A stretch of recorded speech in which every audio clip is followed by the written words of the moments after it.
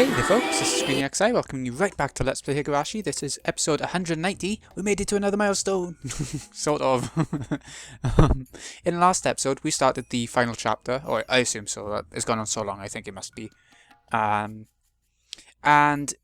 we sort of shook off Okanagi with Akasaka's help, and everyone seemed to survive, so we're doing well, Next up, I'm not sure what's going to happen, but by the looks of the picture, it's going to be back to Mayo or someone like that. Here we go. The mountain dogs had retreated and reorganized their units. They were now ready to attack again. Takano was furious at them for not being able to bring R back to the clinic, even though they had her in their hands. She gave an order to capture her with all the mountain dogs' forces put together. Their vehicles were at the clinic, and they were all standing by for the order to attack. Takano wasn't the only one who was furious. Okanagi was as angry as her. That rookie policeman from 5 years ago had grown. He even made Okanagi yield. He couldn't accept that he was defeated, so he was bent on revenge. The reason why the order to attack was held off was because the signal from the transmission device on Irie was momentarily interrupted. They interpreted it to mean that Irie had gone even farther down into the basement. The mountain dogs assumed that the club members would go even further underground and try to escape by using some kind of secret passageway. That passageway couldn't be that long. They'd have to come up to the surface eventually. The mountain dogs were planning to catch them as soon as they surfaced. The villagers were too busy with finishing setup for the festival, so they had no idea what was going on. By this time, the mountain dogs had shut down the telephone network. They were afraid the club members would call the police. The only way into the town was being watched by the blockade unit, so the club members couldn't escape that way. R and her friends had to come up to the surface. They couldn't be thinking of staying underground until things settled down. Their lifeline, Tomitaki, was in captivity. They couldn't be stupid enough to think of attacking the clinic to rescue him. More than likely, they would try to escape from the village on foot. They would probably call the police to help them.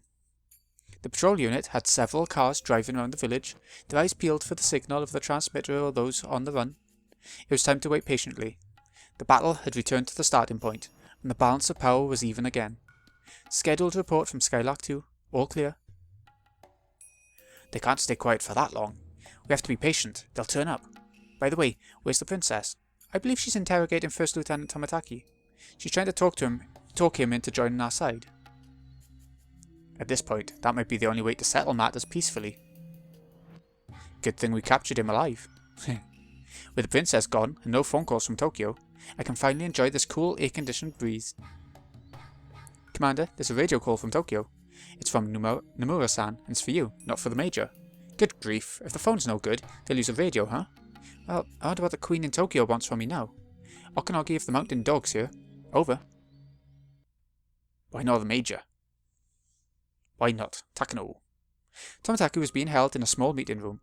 He was shoved under a desk. He was restrained so tightly that he couldn't even turn around. Takano was sitting in a chair next to the table, staring at a whiteboard. It outlined the research plan that was to be shut down. But Takano wasn't really reading it. She was just staring. Neither of them said a thing. Silence filled the meeting room. It's almost 11 AM. What a long day. I was woken up so early, and it's not even noon yet. Tomitaki didn't reply. Ju-san, do you think you can help me? I don't need the mountain dogs. I only want you. The mountain dogs can't comfort me. I finally realized that your insensitivity is the only thing that can. Ju-san, you knew that, right? That was why you acted that way, right? You thought there was no use in trying to sympathize, and you tried to comfort me. That's what you thought, right? You only pretended to be insensitive. To help me enjoy myself, didn't you? I'm not speaking to you as Major Takano. I'm speaking to you as Mayo Takano. You still won't talk to me? A hostage may only give his name, rank, and identification number. Takano hung her head. I don't have the key to those handcuffs. Sorry. That's fine. I didn't ask you to remove them. Would you like a cup of coffee? No thanks. I don't want you to have to help me to go to the bathroom in this position. It was hardly a conversation, but Takano was happy that Tomitaki had finally replied. However, that wouldn't solve any of their problems. If you must kill me, I'm alright with that. I made my peace when I was caught. Yeah, I was planning to kill you tonight. I'm glad you prepared for that. Good. Then my resolve won't go to waste. Hey, don't you want to live? If you promise to join me, you won't have to die. My superiors say there's no point in keeping you alive. But I'll work something out. Who are your superiors? I don't know. The person who contacts me calls herself Nomura, but I'm sure that's not a real name. I really don't know. But you must have talked to her before you decided to do this, right? I only talked to her for a few times. When I think back, she probably just wanted to use me. But at the time, I thought she was the only person who could understand me. I understand. I knew there was a time when you needed someone to help you. I wish I could have been there for you. Yeah. If you were there, that would have been so nice. Nobody has died yet. But I'm going to kill them. You have your masterminds, but there are other masterminds in Tokyo who oppose them. Most of them want to hush up this issue. You may think it's too late to do anything about it, but you're wrong. There's still something you can do. You can make this whole thing disappear. And my grandfather's research on the syndrome will disappear too, won't it? Takano-san, what do you want to happen? Takano closed her eyes for a bit while she came up with an answer. Her grandfather's research had been insulted. She wanted those with higher positions of authority to take it seriously. Nomura could make that happen. When the final operation was enacted, the higher-ups of the country would have to read the article, and they would have to believe what's in it. They will authorize the execution of the emergency manual, and yes, that would create an irreversible disaster. But at the same time, the disaster would prove that her grandfather's article had merit. Will you be satisfied with that? Sure, I'll be satisfied. That is the purpose of my life. I asked you before, you're going to disappear after this operation, aren't you? Mayo Takano's purpose will be fulfilled, and she will vanish from the face of the earth. You'll return to being Mayoko Tanashi. That's your real name, isn't it? How long had it been since she heard that name? Takano closed her eyes slightly. Yeah, that's right. Soon enough, I will return to being Mayoko Tanashi. Tanashi Miyoko lost her parents and was sent to an orphanage as a little girl. She died after being tortured. That's what you said, right? Yes, I did. I'll have to go back inside of that metal fence. Have you experienced something like that, Jiro-san? Takano told Tomitaki about her horrible experiences, which were simply unimaginable for normal people. I'm going to return to that place, and this time, Grandfather won't come help me. So I will die. If I was dead, I wouldn't exist here. If I wasn't here, then it wouldn't be an Irie Institute. I wouldn't be stuck living out such a bizarre fate. You're planning to die, aren't you? I'm supposed to be rewarded after the operation, but I don't believe that. I might be suddenly killed one day. Don't you have someone who you can trust? My clients are just clients. They're not my allies. But the mountain dogs are. I paid them more than enough. But you can't truly trust them, can you? They're my allies. They caught you, and they're trying to catch R and her friends as we speak. They're helping me, but that's not the kind of ally you need right now. You're right.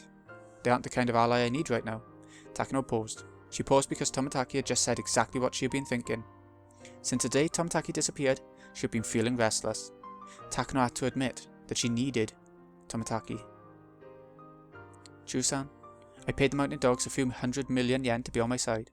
I have a little more than 100 million yen left. How much do I need to pay you? You should think about how much it really costs to get what you truly want. That's rather a pretentious thing to say in this situation.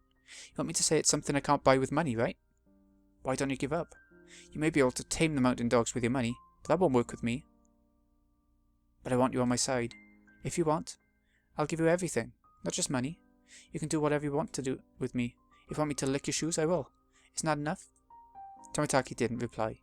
It was an affirmation by silence, but a signal to Takano that he had already told her everything he meant to say, and the most saddening form of silence for her.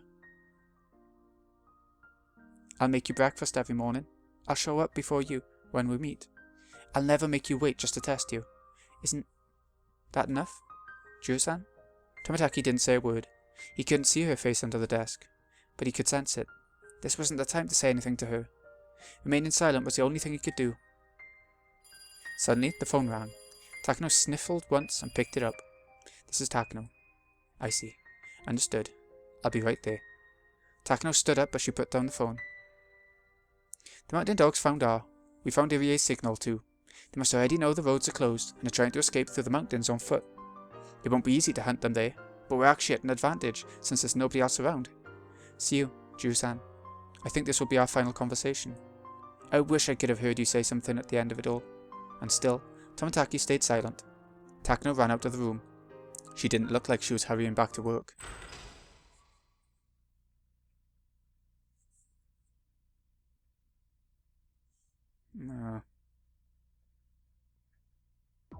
It appears that they came out above ground in the mountains. They might have tried to get some help from the villagers, but a patrol vehicle found R and some of her friends and started tailing them.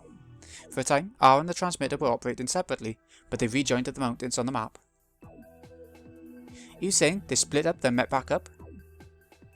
They must have planned their escape route, I guess. I'm sure they're confident that they know their way around the mountains well enough. If there are too many trees, or if the bushes are too high, our weapons won't work as well as they should. That's what the karate guy would think at least. Okanagi was determined to catch them this time. He kept saying how he was simply caught off guard before. They can't escape this time. We must catch them before they get to Akanamaya. Yes, I know. Since they know the mountains better than we do, we'll have to get serious. All our units will besiege and overrun them. All units, did you hear that? Think of it like a soccer game. Our opponents are going to try and score a goal. Excuse me. That goal is Akanamaya. Don't let them get there.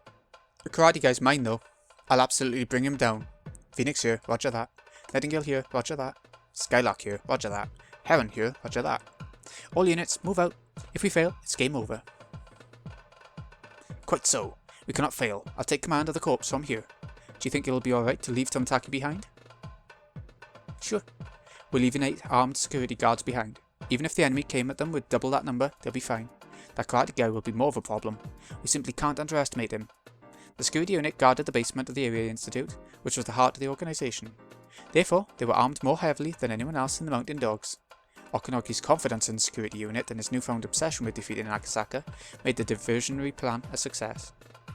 But at the same time, that meant the decoy club members would have to deal with the full force of the Mountain Dogs.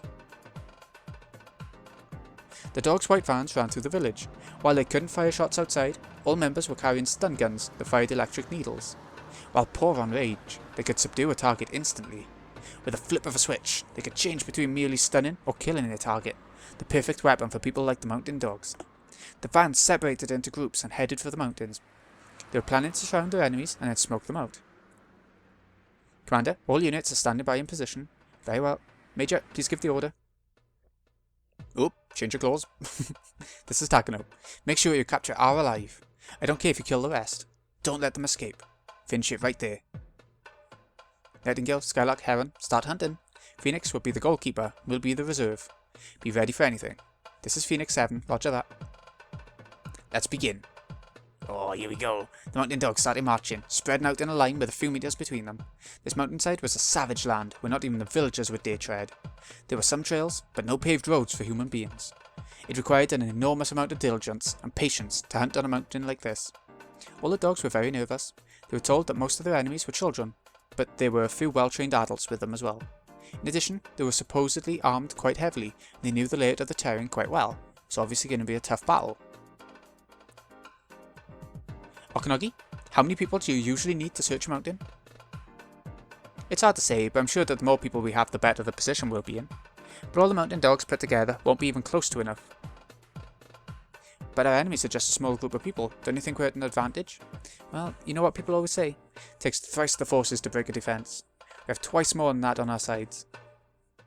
Well, that theory works if we're talking about thousands of soldiers. It doesn't work in smaller scale battles. The US Armed Forces proved that in the Vietnam War. Then, in this case, how great of a force do you think you need to search this mountain, Okanagi? Whatever works, I guess. I don't know what you mean by that. What would be an appropriate military force? Considering what happened this morning, we have to conclude that their commander is extremely brilliant. They also have at least 2 weapon experts, and at least 1 close combat expert. Okay, I see that, but the rest are all kids, aren't they? That's what I think too, but we're in their territory. 1 kid who knows an area well can be equal to a finely trained patrol unit. They are more troublesome than you think, Major. Then tell me how great of a force you'll need to actually suppress them. We'll need 1 division. Let me explain what I mean by that. 3 or 4 Mountain Dogs makes a battalion, and 3 or 4 battalions makes a regiment. And finally 3 or 4 regiments makes a division. Are you saying we need 30 times as many people? Of course, that alone isn't enough. We need to get in touch with an artillery base and request an advanced bombardment. If we could get help from there, I'd want a Phantom to drop napalm bombs. You gotta be kidding me. We don't have that much force at our disposal. What do you think would happen if we tried to chase them down with our current manpower? Well, won't be easy, that's for sure. Okanagi laughed boldly. He said it wouldn't be easy, but he also seemed to be implying that he was the only one capable of doing it. Although this is the territory, they just got there a little while ago. They don't have a base, and they didn't even have time to set up traps. I don't think they've had enough time to use their knowledge of the mountain to their advantage. As Takano listened to Okanagi's explanation, she felt a little anxious. when she pretended to be friendly with Satoko a long time ago. She used to tell Takano all about the mountain. Takano remembered how Satoko told her about all kinds of traps she'd set up, but she couldn't recall which mountain Satoko was talking about. Skylark to base. We've located some of the targets. We can't see R. We're still searching. We can use them as hostages. Capture them, even if R isn't there. Nightingale, did you hear that? Gather up the nearby units and block their escape route. Roger, we'll back you up.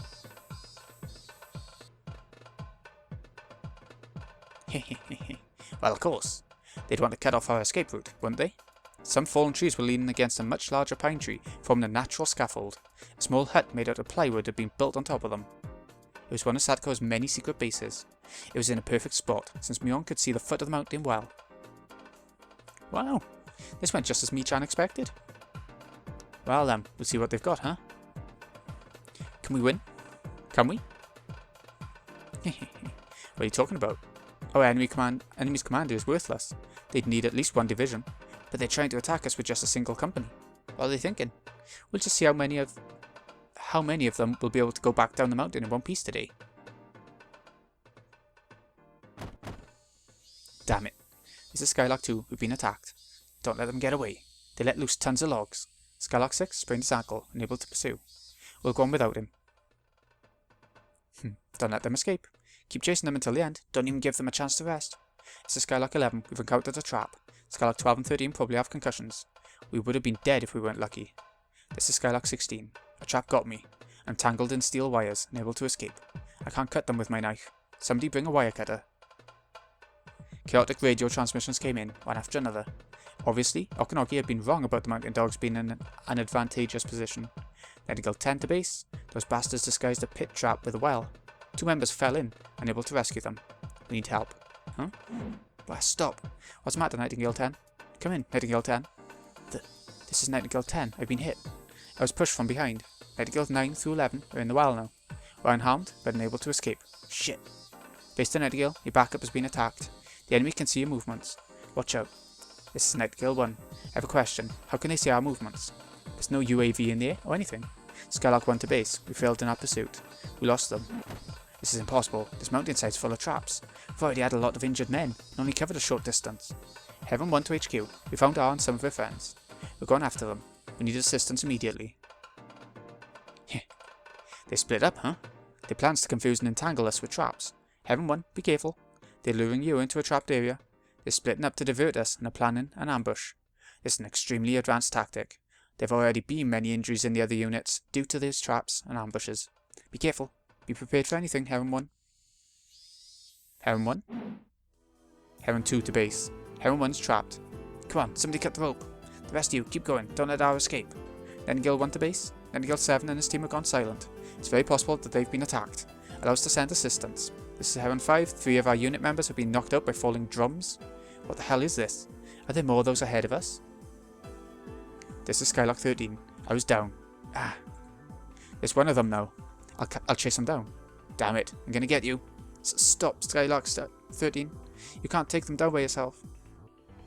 Oh, cannot come out wherever you are. Come on, this way. Damn kid. Wait right there. Skylark 13 chased Satoko with an enraged snarl on his face, but Satoko ran through the woods effortlessly. Small branches scratched his body all over, but he continued to chase Satoko. Satoko ran like the wind. To her, she was simply running in her own backyard. Who would get injured in a place like that? As Skylark 13 ran after her, he passed many mountain dogs who couldn't even move because of Satoko's traps. The more of his trapped fellows he saw, the more he wasn't sure if the girl he was after was really a girl. She was just something that looked like one. Mannequin. He reached an area where logs were stacked up in piles. It seemed like the trees in the area were being chopped down. It was a rather strange scene. On his way there, Skylark 13 saw a member from a different unit hanging upside down from a tree. He also saw feet sticking out of a pitfall. There was a member whose foot was tied to the root of a tree with a device that looked like a pair of handcuffs. He reached this area after seeing all of them. He suddenly started sweating all over his body, for Skylark 13 realised that he had been lured into a trap. He'd been caught in a snare. She had tricked him. The girl was standing in the middle of the open area, calmly balancing on a stump. She was simply looking at him. Shit, he thought. She's trying to lure me in. This is Skylark 13. I chased one of them to an open field. I'll catch her. I'll get her. This is Nightingale 7. I'm the one hanging behind you. That isn't a girl. That's a demon. If you chase her, you'll end up in hell. Base of Skylark 13. That's enough. Wait for assistance. Some nearby members are on their way.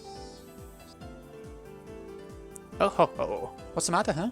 If you want to catch me, you need to step forward about 10 meters. It was only 10 meters. If you walked about 10 meters, you could catch that bratty little girl. How many steps did he have to take to walk 10 meters?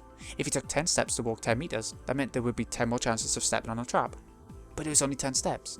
He can catch her after taking just 10 steps. Well, if you really want to catch me, then why not take your first step?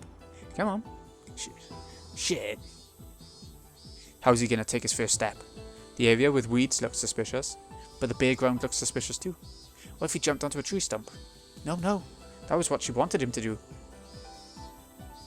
Cold sweat was dripping off of Skylark 13's body. He only needed to take 10 steps, so why was he so nervous about taking the first one? Skylark 13, from what I can see, the tree stumps look okay. You can jump on them. Don't, Skylark 13. This is Nightingale 8, the one tied to the tree root. The tree stumps must be traps. There are too many stumps there, and that's just too suspicious. Can you hear me, Skylark 13? Don't go into any bushes, it's dangerous. Don't step on the weeds. The open ground's dangerous too. Shit. Then where should I step? Do you want me to fly? What on earth are you doing? I'm growing bored waiting for you. Oh, this is Nightingale 9, the one who's tied up. My head is being patted by one of the targets. She says that it's a trap field. Yeah? Supposedly, that girl's magnum opus is set up there. You should be extra careful. You've got to be kidding me. Did he say magnum opus? What's he mean by magnum opus? Then what about all the other traps? Weren't they her magnum opus? We mountain dogs professionals. We're paid to engage in battle. Yet this little girl's playing us like fools. Can we not beat her? Can't we beat that brat? This must be a bluff.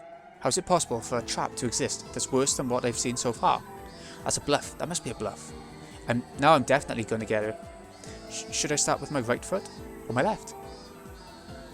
The girl suddenly lifted her hand and thrust it at me. Is she trying to tell me to stop? 5 steps. What? If you can take 5 steps without stepping on a trap, you win. I see. You're confident, aren't you? If I take 5 steps safely, what are you going to do? Let's see. I'll admit my loss and surrender. How about that? My brain is as sharp as ever today. I'll get you before you take your 5th step. Stupid fucking kid. Calm down, Skylark 13. Don't let her provoke you. She's a demon. Don't let her appearance fool you. She can read your mind. We can't defeat her. Base of Skylark 13. Don't go any farther. That's enough. Nightingale is almost there. Just stay in position. But that would mean I'd lose. 5 steps? 5 steps, you say? Damn it, I'm in then. 5 steps, right? Just 5 steps, right? How many times do you need to repeat it? A man should only say things once, unless he's whispering words of love. Damn you, kid. Skylark 13. She's gonna read your mind. Calm down. That's right, I'm Skylark 13. I'm cool-headed, just like Golgo. So I need to keep a level head and think. Right, she's already onto my thoughts. She can see how I'll think if I have to take 5 steps towards her. Whatever do you mean by that? This is what it means. I won't go forward, I'll take 5 steps backwards. I did it. I was certain it was a trick. If I take 5 steps, I win. She didn't say I had to move forward. I can go backwards too. And that's why you're done with those 5 steps.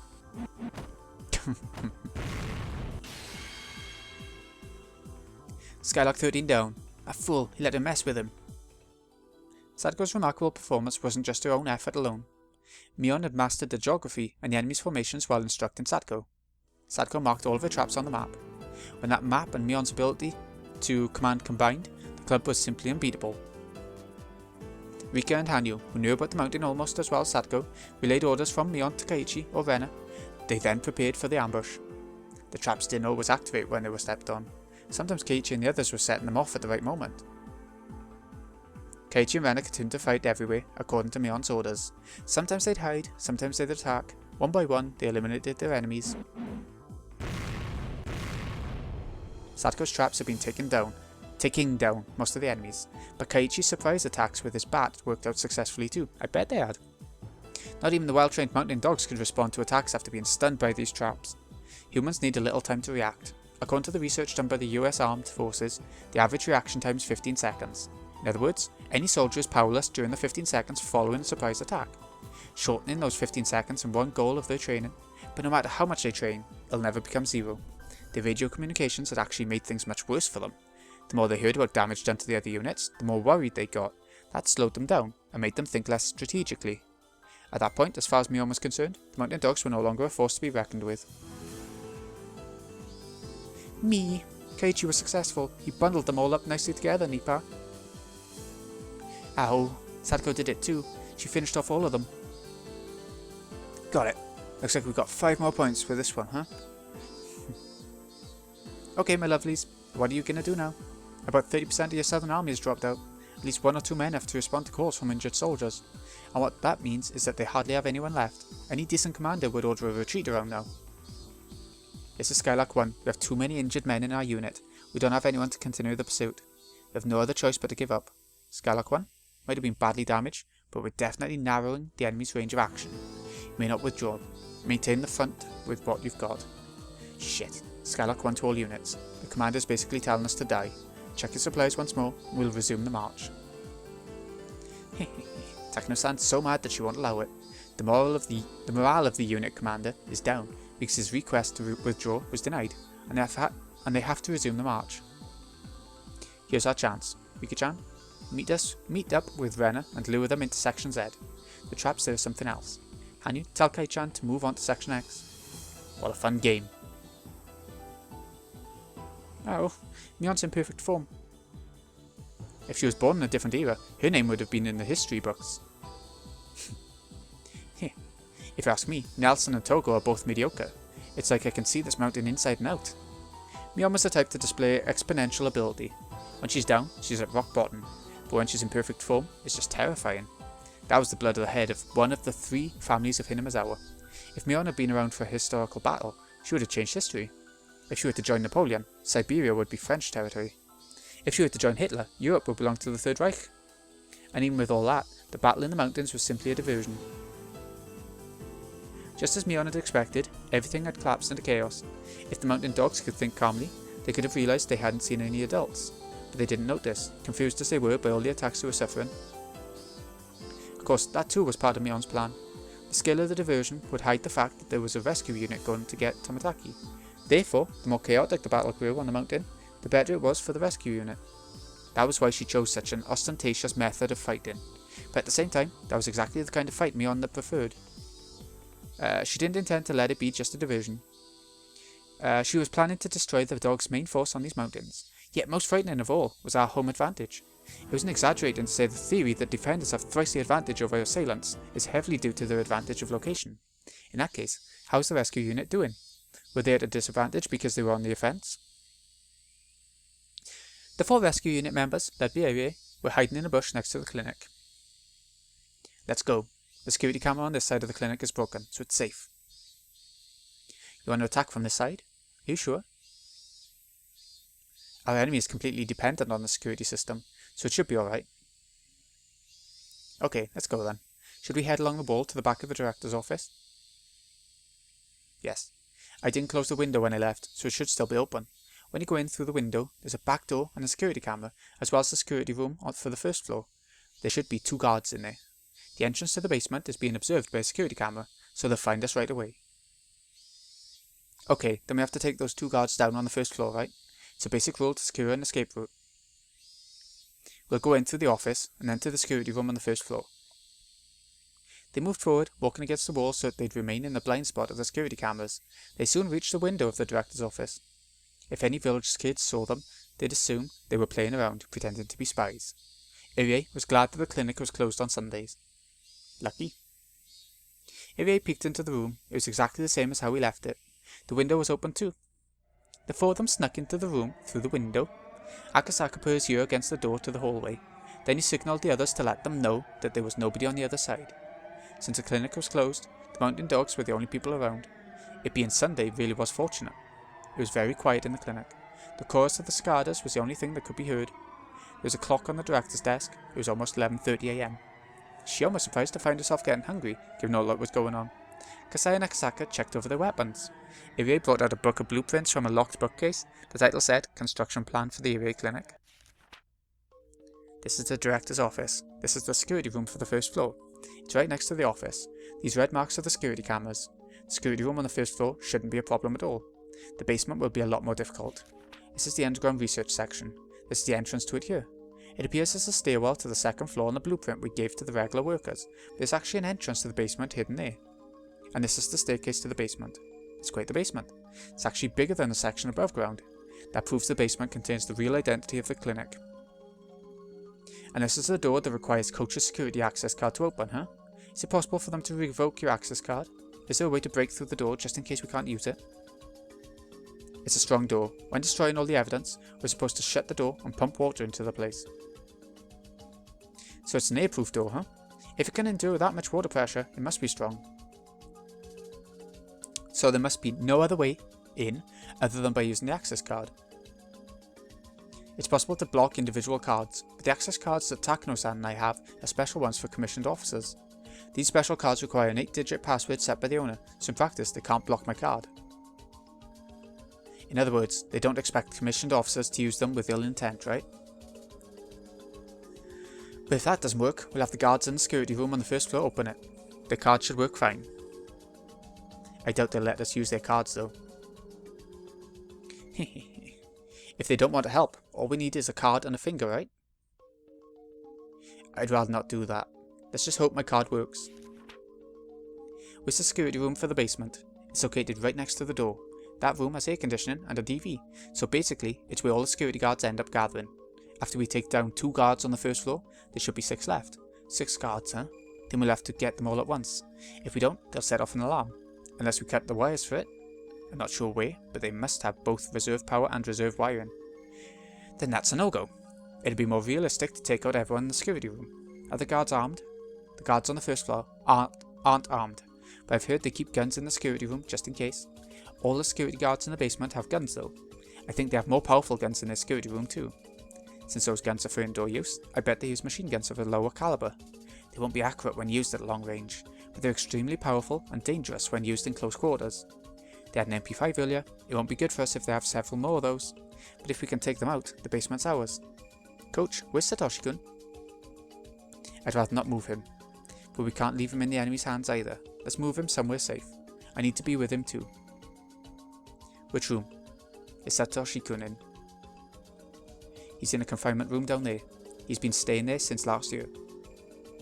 Satoshi-kun. The look in Shion's eyes made clear her determination. Finally gonna rescue him. The security guards who chased after Irie were in the security room on the first floor. They'd resumed their game of poker. They knew that the mountain dogs were combing the mountains, and they were well aware that the Institute continued to be in danger. But their job was to stay in that room. And besides, they were working hard on their poker game. Well done. Of course, they weren't really concentrating on the game itself. They were still both chatting about the recent car chase, and both seemed proud about what they had done. They were ordered to shoot at the tyres, but they wished they had been ordered to shoot at Irie himself. They definitely would have caught him then. They talked and laughed like that. When people stopped being on edge, that left them all the more vulnerable. This was a perfect example. That was why it took only 2 seconds to suppress them. Put your hands on your heads. The security guards were professionals. They immediately realised the guns Kasai, Akasaka and Shion were holding weren't toys. They'd already heard there was a gunfight in the basement of the Sonzaki residence. Security guards knew they weren't dealing with amateurs. They also knew they wouldn't hesitate to fire. That was why they surrendered so quickly. They had handcuffs on them already, so it was easy for Kasai and the others to restrain them. The security guards had never thought they'd be wearing the cuffs themselves. They had especially never dreamed of being locked up in a toilet. Their hands were cuffed to pipes behind them as they sat in the toilet seats. Their mouths were stuffed with hand towels, then covered with duct tape. Shion, clearly amused, remarked on how she always wanted to do this to someone. Kasai couldn't help but laugh. So far so good. The real challenge is the basement. They'll see us on the security camera. Is the camera black and white? And is the screen divided into 4 sections? I think so. It's one of those typical screens for a security camera. That means its resolution's not great, huh? In that case, I have an idea. Shion-san, maybe they've already suffered enough. The mountain dogs weren't only locked in the bathroom, but had to go through extra humiliation.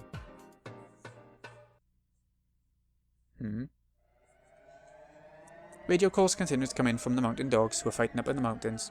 Security guards listened to them intently over the speakers. From what they could hear, it was obvious the mountain dogs weren't doing well at all. They kept falling into traps, suffering heavy losses, all of which they had never expected. It was clear that the mountain dogs were trapped, but they even started to think that they were being lured into something bigger than a simple military maneuver.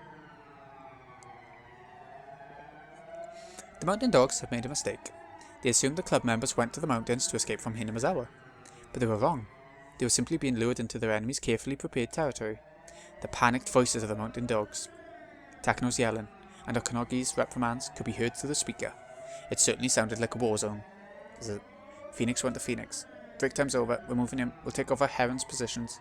We've already suffered critical casualties on our side, but the enemy has steadily retreated, and we almost have them surrounded. We're almost there. We'll use Phoenix to overpower them.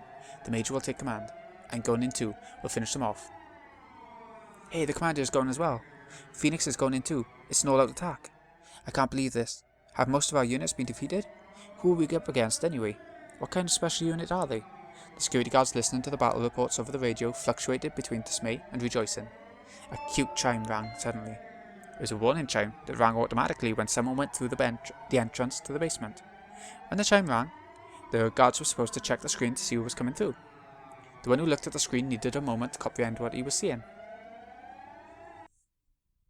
Hey, it's Director Irie. What?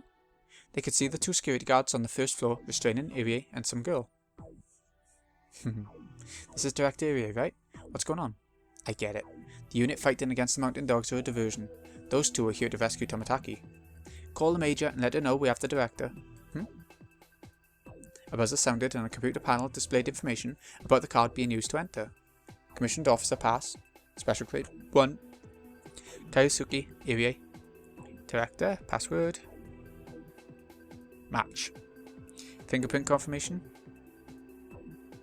I like that. Match. How strange. The security guards brought Irie down. That made sense. But why were they using the Director's security access card? They were even using his fingerprint. Why were they having him do that? Wouldn't it be quicker for the guards to do that themselves? Ah! One of the guards figured it out, but it was too late. The door to the basement was open, and the four newcomers forced their way inside. They ran through the security camera screen and were headed straight for the security room. They had them. As soon as the door opened, the security guards started firing. Akasaka realized that if it had taken him a second longer to pull back, he would have been riddled with hundreds of bullets. One of the guards pushed the desk onto its side. The paper cups on the desk fell to the floor, spilling coffee everywhere. They used the desk as a barricade. The other two guards started to shoot at random. As long as the guards were shooting at the rescue unit, they couldn't counterattack. One of the guards activated the emergency alarm, and another picked up the submachine gun off the wall. The other one picked up a gas mask. It's impressive that they got their act together so quickly. A situation like this would result in a fierce gun battle, meaning that it would take quite a while for the rescue team to suppress the guards. The emergency alarm sounding in the basement reminded them that their surprise attack had failed. Shit, we couldn't do it. But they're stuck in that room. While they're there, we can rescue Satoshi-kun and Tomataki-san. The mountain dogs outside would definitely hear that alarm. If they took too long, the enemy would come to block their escape route. Then he'd be trapped inside. Right. I think there was something about dealing with intruders in the security system. Irie started to speak while he tried to recollect it. Shion told him that he should have remembered something like that before they came in. Before Irie remembered, a voice came on over the speakers. There's been an emergency in the entrance block. All areas in the research center will be shut down as an emergency measure. All entrance area staff are to gather in the security room and put on gas masks. Please follow the security guard's instructions. The gas will be disseminated automatically in the entrance area within 2 minutes. I repeat. So we'll have to take them down and cancel the alarm within 2 minutes, or we'll be in big trouble. What kind of gas are we talking about here? Is it poisonous? I think it's that. That's not happening. If you inhale a lot of it, it's dangerous, but it's not deadly. It only takes a few seconds to take effect. There are many symptoms, but the most common one is to sneeze for about 30 minutes. Isn't that also called red agent? The military used to use it to secure enemy territories. They either had to run out of there immediately or take over the security room, but since the area had been sealed off, they couldn't escape. But there were armed guards in the security room, and if the rescue unit members even peeked around the corner, they'd be shot mercilessly. Damn, this won't work. We can't aim and shoot in this situation. The basics of indoor combat? Grenades, huh? Shit, we don't have any. If we rush in, we'll be shot at. What can we do? Satoshi-kun's finally within my reach. Damn it. Shion pressed her forehead against her gun, gritting her teeth in frustration. As Kasai analysed the situation, he stood up and spoke. Everyone, let me handle this.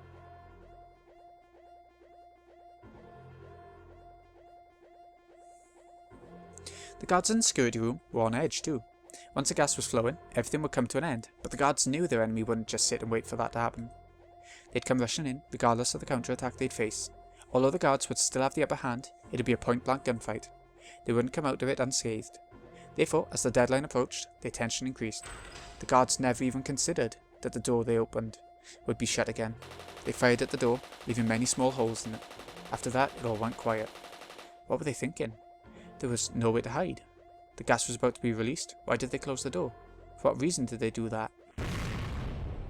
That was when a loud explosion punched a hole in the door the size of a fist. Not only the door, but the wall in the security room had a similar hole. Is it a magnum? No, that's a slug. A calm voice echoed from the other side of the door. Correct. This weapon isn't meant to be fired at a person. You know how powerful it is, right? Shit. The power of a slug bullet is limited to extremely close-range battles, but it's also extremely powerful. After all, it's fired from a shotgun, but it doesn't scatter. A shotgun's meant to fire scatter shots, but can be used to fire only one huge, incredibly powerful bullet. That's a slug. It's usually used for hunting. It's used to shoot at animals, not humans. If it was to be used on a human, their arms and legs would be shattered, and nothing would be left of the head. It shouldn't even be called a bullet, it should be called a cannon. It would easily pierce through the door, the desk they were using as a barricade, and any guards hiding behind the desk before slamming into the wall. The guards understood very well just how powerful it was. The kind of guns they had shot out many small bullets. Therefore, they didn't work as well through a door. But their enemies didn't care about the door at all. Their weapon could easily pierce through anything. Hiding behind a desk didn't mean a thing. You understand how powerful my weapon is, correct? If you don't want to die, please turn the alarm off. Calm down. The gas will be released any minute. We have to hang in there just a few more seconds. Don't you realise it gets to be scattered all over the floor before that happens? Kasai's voice was extremely intimidating. Only one who truly understood the power of the shotgun could talk that way. We don't have any time. I'll give you 5 seconds. If that alarm isn't turned off in 5 seconds, we'll be prepared for that. Hey, what do we do? There are about 60 seconds left before the gas is released. Calm down, he's nervous too. Don't let him take control of the situation. That was when a deep voice rang out, reverberating through the pit of their stomachs. Hey, I've been nice up until now, but didn't you hear what I just said? Must have been coming from the same person. But it changed so much so quickly. I, Satoshi Kasai, am giving you the chance to live. Aren't you a bit grateful for that, you piece of shit? You don't think I'm serious, do you? Huh? Answer me. A roar and an explosion sounded at the same time. The upper half of the door disappeared. Numerous lead balls bounced around in the room, breaking the lights and ricocheting off the walls. Shattered glass fell onto the floor. The shotgun had turned the security room into hell. The hurricane of lead balls blew violently through the room as it shattered, scattered and destroyed everything. The guards could only cover their heads and pray. They prayed the lead balls wouldn't hit them and endured the falling glass. Before they had a chance to recover, Kasai jumped in through what was left of the door and kicked the desk aside. He stepped onto one guard's head and yelled at the others. Alright, who wants to be minced first, huh? Is it you? What happened to that attitude just now, huh? No, I give up. Don't shoot. Don't waste my time, you shithead. Do you want to die? I've dealt with far more dead people than any of you. Sorry, please don't kill me. They dropped their guns voluntarily and got on the floor with their hands on their heads. Even Shion couldn't believe what just happened. There were several of them, and all had been amply armed. Kasai had a weapon too, but it was his presence that defeated them. Even the mountain dogs couldn't equal what Kasai once had to go through. What the heck are you taking a nap for? Do you want to inhale the gas? I can easily rip your masks off, you know. Turn the fucking alarm off already. Okay, I'll turn it off. I will. Don't shoot, don't shoot. When the guards got up in a hurry and switched the alarm off, Kasai stood there calmly, but they were only seconds away from the gas releasing. Shion and Akasaka came to their senses and quickly moved into the room to help Kasai subdue the guards. Kasai, I never wanted to do something like that again, but it was an emergency. Please forget about it. That was the Kasai Shion knew. But in the end, Kasai hadn't killed anyone. Shion remembered Kasai telling her how terrifying shotguns were in the basement of the Sonzaki residence. That was Shotgun Tatsu, whom all the people in Shishibone were so afraid of. Let's hurry. The alarm has gone off already. We can't stay for long. You're right. Let's hurry. Akasaka and Kasai pulled out the guards' handcuffs and restrained them. Satoshi-kun. Where's Satoshi-kun? Now that the security room was under their control, Shion realised there was nothing keeping her from seeing Satoshi. She was getting anxious. Area had shown her the map. It must be down here, she thought. Shion had already started to run. I'm going too. We have to evacuate Satoshi-kun and Tomitaki-kun. Sam. Alright, go ahead. 1, 2, 3, 4, 5. Akasaka felt a chill running down his spine. Irie said there were 6 security guards. Shion wasn't paying attention to anything else. She was only thinking about her reunion with Satoshi. And she still can't hear in her left ear. To make things worse, the security guards waiting on the left side of Shion. Shion had to regret letting her guard down just a bit too early. The mountain dog jumped out and grabbed Shion. He choked her neck with his thick arm. There's no way Shion could get out of this situation alone. Irie saw what had happened. Fortunately, their backs were turned towards him. Here was Irie's chance to attack the enemy. But today, Irie had lost a lot of confidence in himself. He felt he hadn't done anything right all day. Fighting wasn't his expertise, so there really wasn't anything he could have done, but he was disappointed in himself for not being able to help just the same. But in that moment, he was the only one who could do anything. If possible, he wanted to go get Kasai or Akasaka. They're both very reliable. They could take out this man in an instant. But there was no time for that. Only in this moment was his back facing Irie, and if Irie didn't do anything, the dog was sure to take Shion hostage, creating a deadlock. Enemy backup could arrive at any moment, so being in the deadlock would mean death. Therefore, Irie couldn't depend on anyone else. He had to resolve the situation himself. He only had one chance. Once the unit member turned around, the deadlock would begin. But was there even a way for Irie to knock him down in one shot? No, he must. There had to be something that only Irie could do. Irie took a mechanical pencil out of his pocket. It was probably the strongest weapon he had. Yeah? Ow! Damn it, Director. Irie stabbed the man's neck with his mechanical pencil, but only scratched him a little. What was he thinking? The man drew his gun, flashed it at Shion's head, and created a stalemate, just as Irie predicted. Sorry, I was only thinking about Satoshi-kun. Shion's eyes were filled with tears. Okay, Director, could you please tell your friends to get rid of their weapons? Gone by that huge sound before, one of you has a pretty big gun. I don't want to get shot with that. Come on, Irie, remember Kasai-san from earlier. You can do it. Don't make me laugh. Do you really think you can deal with me, here, in this basement of the Irie Institute? What? Don't assume this is a regular mechanical pencil. It's actually a syringe that Takano-sama developed. Do you want to know what was in it? Do I need to explain? What? If a regular person had said that, it wouldn't have worked. But Irie was wearing his white coat, and the basement was his territory. What he just said sounded very believable. He wanted to believe that Irie was lying, but he started to feel an itch on the back of his neck.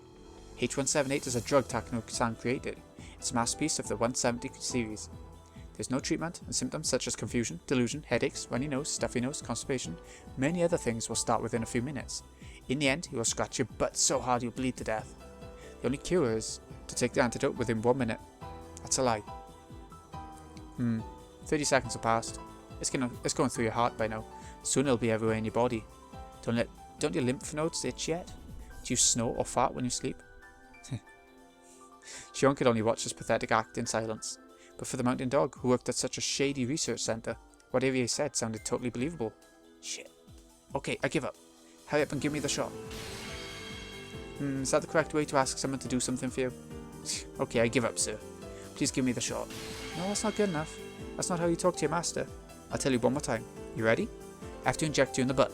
Get on your hands and knees with your pants down. After that, stick your butt up by putting your shoulders on the floor. Bite your right thumbnail or turn around. There you go. Shake your butt and beg me to give you the antidote. What? You can't do that? That's sad. Ever since ancient times, maids vowed complete loyalty to their masters. Their selfless devotion has created the virtues and culture we enjoy today. But look what's happening to that wonderful Japan nowadays. Youngsters have forgotten the spirit of maids, tanned their skin, started wearing loose socks, flashy Hawaiian fashion. What happened to Japanese women of the good old days? Be careful of excessive tanning and take care of your skin to keep it smooth. Socks must be knee-high, of course, but garter belts are wonderful too. But once in a while... Come to think, Japan's forgotten all about this wasabi aesthetics and maids, the low birth rate, and the aged society as a result of that. The middle-aged population continues to grow, and it's only a matter of time before Moe media starts targeting their audience. Up until now, older women's...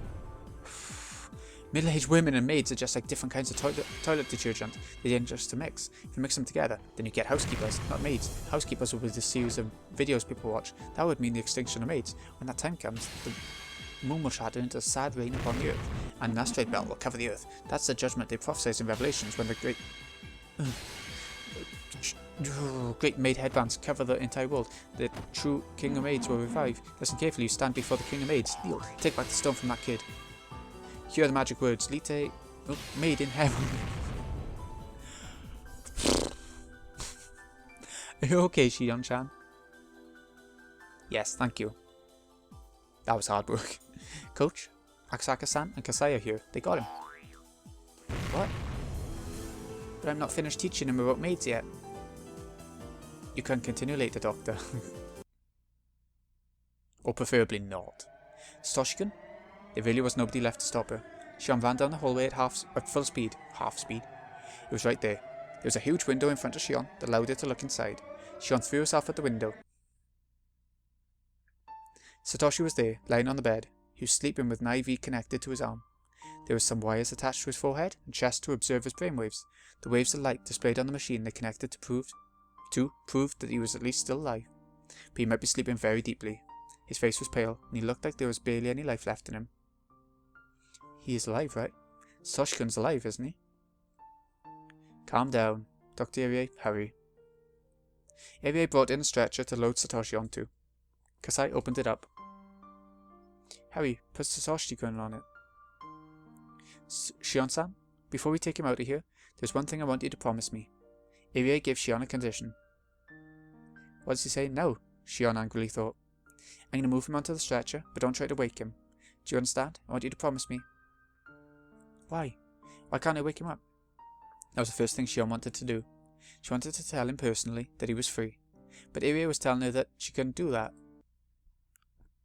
I know it's hard. I'm going to tell you the truth quickly. Satoshi-kun suffered serious emotional damage on that day. Fortunately, he's alive. We can't tell his friends from his enemies, or truth from fiction. He is suffering from a serious delusion of persecution and fear. To escape from that, he would attack anyone. In fact, one of the clinic's staff was seriously injured last year, so much that she had to go through facial reconstruction surgery. He would even attack you. Shion finally noticed it. While Satoshi was covered in a blanket on the bed, there were 2 belts over that blanket, holding him down on that bed, and that he also had leather straps around his arms. He was restrained to the bed. The belts had some marks on them, but is he ever going to get better? The silence that followed was cruel. Irie wanted to tell her that he would be cured, but he was a doctor. He knew that he shouldn't say anything irresponsible, and so that was why he couldn't say anything. What is it? What the heck is it? Are you saying Satoshi-kun will never say anything anymore? He will never rub my head ever again? Why? Why? Shion cried as she pounded on the glass. Stop. If you really care about him, please don't wake him up. That's what he wants to. If you wake him up, he will likely hurt you. He doesn't want you to see him like that either. So please, try to understand. Why?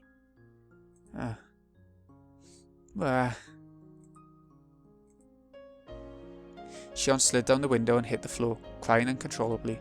She scratched at the floor. The sad reunion and her anger made her claw at the tiles.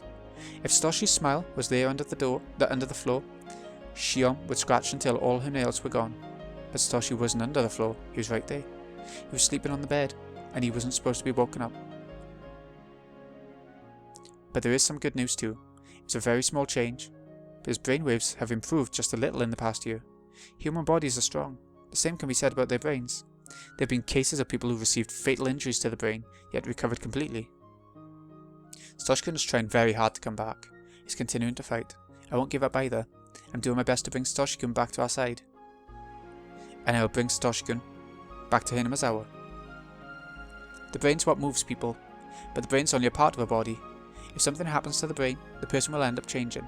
That change hurts the person himself, as well as the people around him, and hurting others hurts that person even more. Irie recalled his parents. The abnormal change in his father. His mother was not able to understand that it was caused by a brain disorder. That was enough. That was sad enough. That was the reason why Irie became a neurologist. Right now, there was a young boy before him, and a young girl. Before him was a fragment of the sadness from that day. A fragment of that day's regret. After his father's death, Irie learned that he was misunderstood, and it was due to a brain disorder. But it was all too late by then. He regretted not getting into the study of brains 5 years earlier, but it was too late. But now he had studied and experienced so much, he had achieved things, he had confidence, but he still had regrets about that day. Irie held his fist tightly and spoke without hiding his tears. I promise. I bet my life on it. I will bring Satoshi-kun back to Hinamizawa. I promise you. Satoshi-kun is trying to come back. If we reach out to each other, it'll happen. Shion-san, please trust me and wait. I promise you. I will bring him back to Hinamizawa. Irie vowed this from the bottom of his heart, and he realized something. Irie realized everything he had done was in preparation for this day.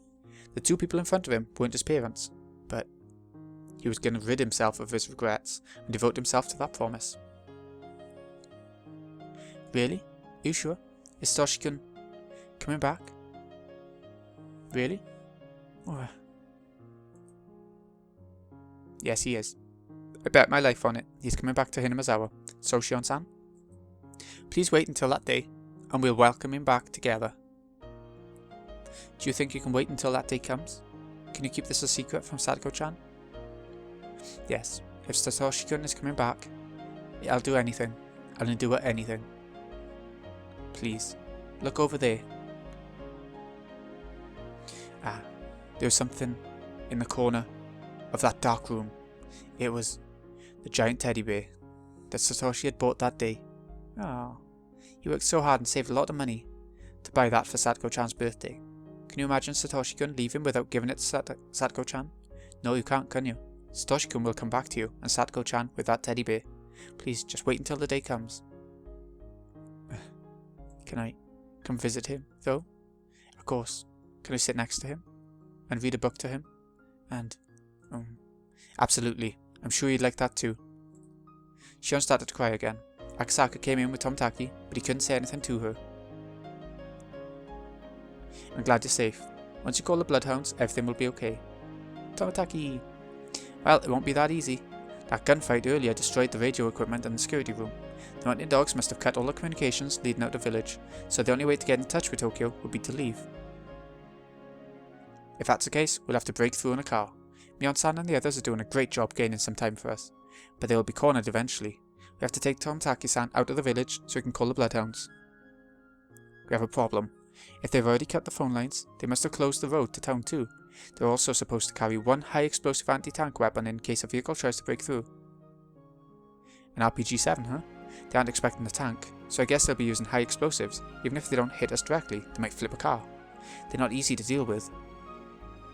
But unless we use the highway, it would take too much time. We can't take any detours. They're all doing great, but I don't think they'll last until sunset. We have to hurry.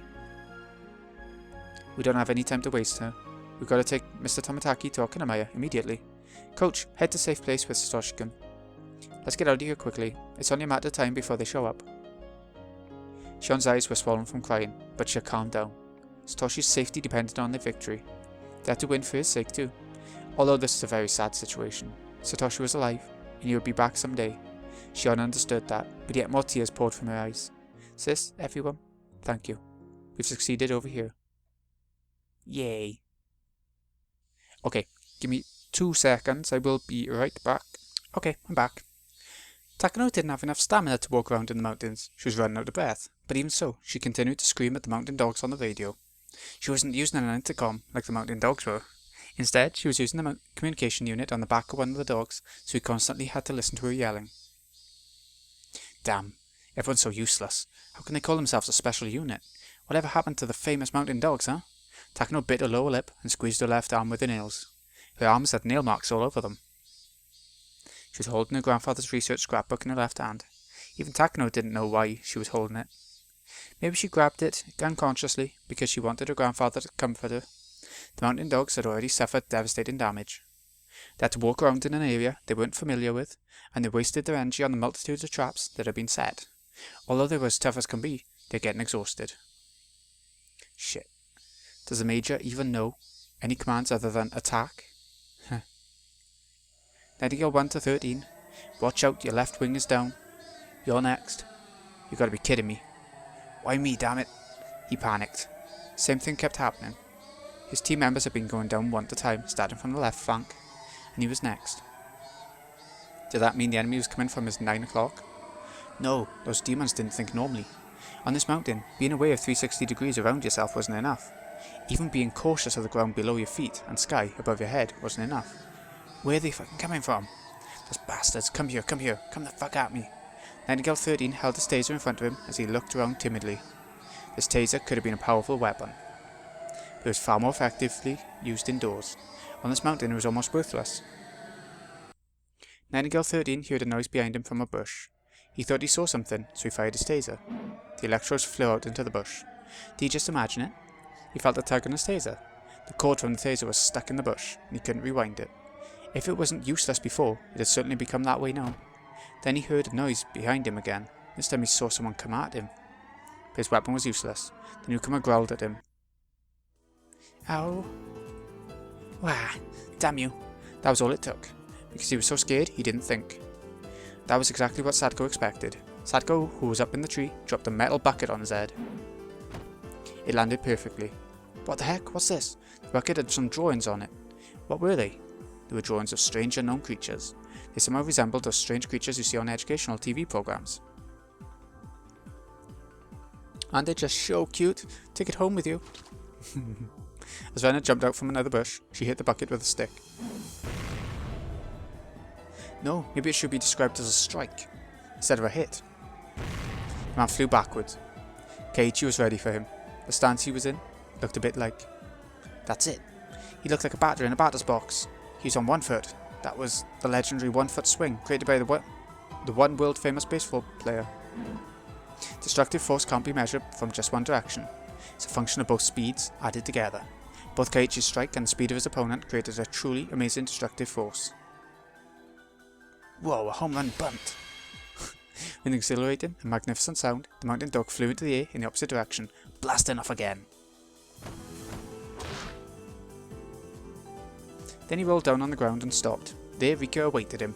It was almost as though they calculated that he would end up there. Poor thing, pat pat meep meep. Rika patted the bucket happily. This comforting moment for Nightingale 13 only lasted for a second. Mion shot a taser at his butt. Nightingale 13 jerked for a moment, then went limp. Another one down, let's tie him up. Keiichi and Venna jumped on him and tied his hands behind his back with wire. Oh, that was great. What a team we are. Oh, that was perfect. We shall do combination 7 next. Oh, I want to do 5 again. Oh, you liked that one, did you? You might have a hidden talent for using traps, Hanyu-san. Hanyu and Sadako high-fived. While Keiichi and Renna tied Nightingale 13 up, Rika tried to send something in the air. Meep meep meep. She's got meat buzz. Bing! I feel something coming towards us from that direction. Meep meep meep. There are 2, and they are both very scared. Nipa. Rika reported to Mion. She was a bit like a radar. Mion didn't even care about the guy they had just knocked out. She was already trying to figure out the next move while looking at Sato's map and using the info Rika gave her. Everyone eagerly awaited Mion's next order. Hehehe. Why are you looking at me that way? You haven't had enough fun yet? Yeah. I guess we're just getting warmed up, huh? Should we continue? Let's get them all. Yeah! Mion was a great leader. She had both leadership skills and tactical ability, but more than anything else, she was great at encouraging people's spirits. There are no cowardly soldiers under a brave general, and brave soldiers fight like a million men under Mion's command. Nobody could stop Mion and her club members. Both Mion and Okanagi's original estimates were too low. Now Okanagi was thinking something else. Before they started the siege, he likened one of them to a well-trained platoon. But that didn't fit anymore. They were on par with an elite armoured division. Foot soldiers couldn't beat an armoured division. What Okanagi had was just a company. Where was the air support, or bombardment from a warship on an artillery base? Okanagi needed someone to pump the mountain full of holes. If he couldn't have that, he needed a submarine or to fire a nuclear weapon. If he couldn't have that, he wanted to retreat. Okanagi no longer doubted it. The enemy commander was a genius. Under a mighty commander, all soldiers become heroes. He wanted to see the face of the commander, or at least he wanted to know their name. But then, Okanagi remembered that demons used to live in Hinamazawa. He also realised the commander had to be a demon. This is Nightingale 13. I'm down. Phoenix 4, I'm down. Skylark 10. I can hear the voices of children. I'm surrounded. Help me. Skylark 10, fall back, fall back. To where?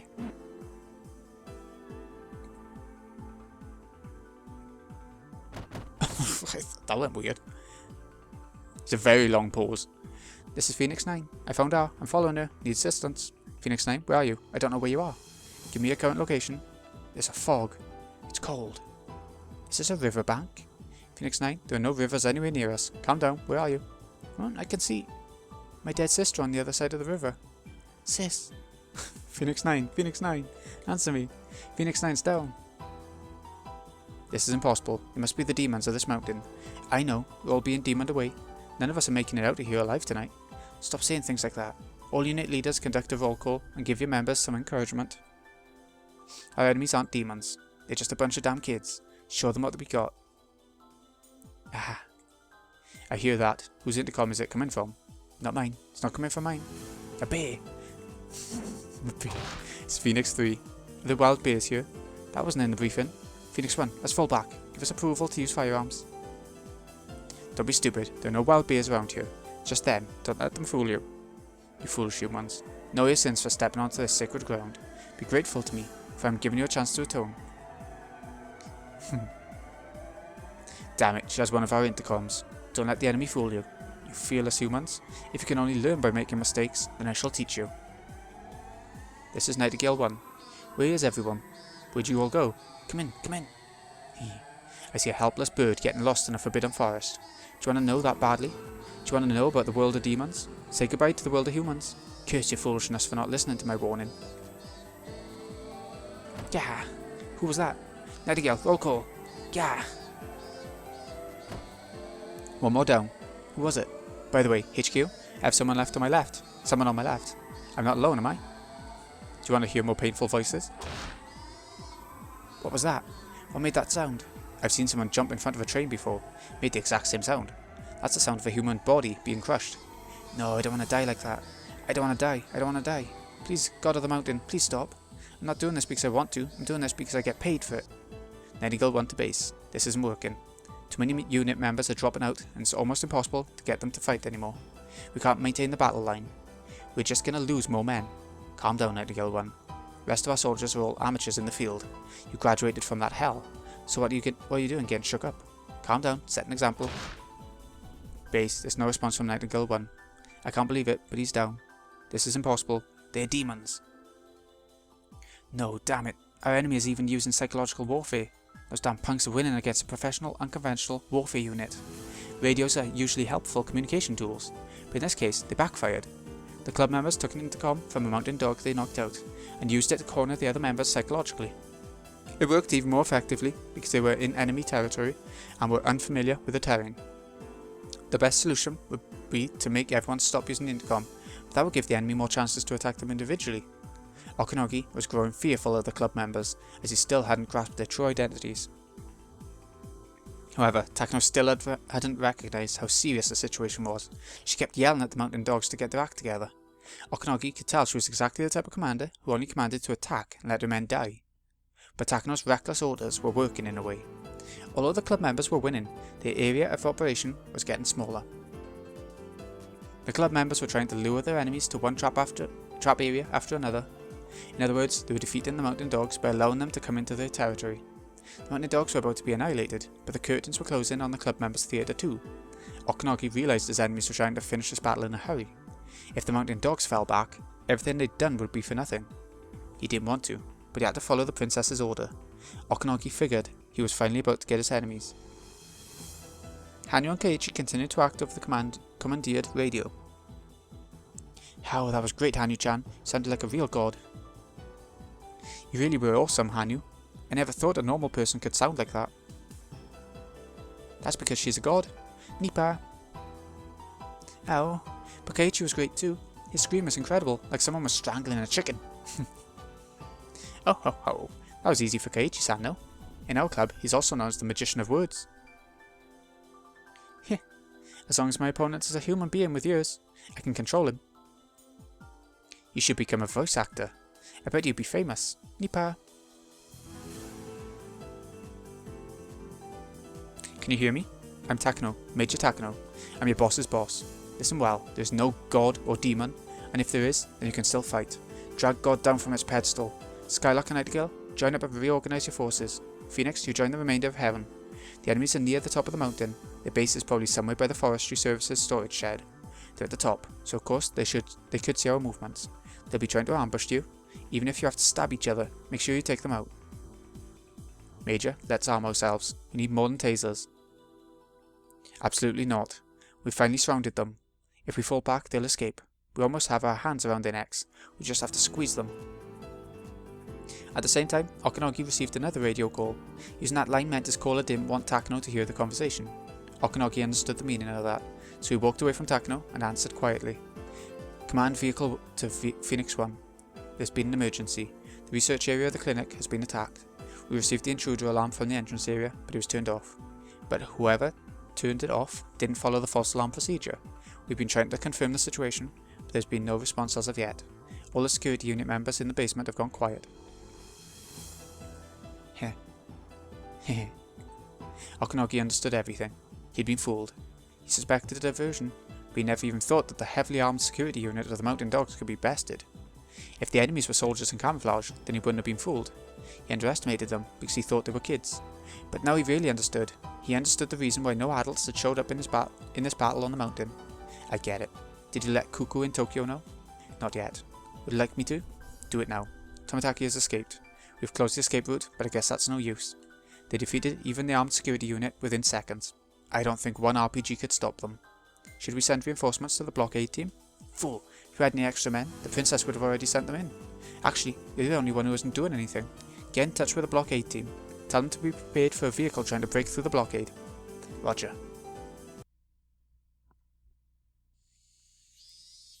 Okay, I think it's time to break it off again. I know this isn't the conventional way we normally do this with this series, but there are no midway points or anything, so, and it's going on for a long time. So this has been Greeny XI. Hope you've enjoyed. Thank you so much for watching. I'll see you again in a bit when we carry on with the final chapter. See you again in a bit.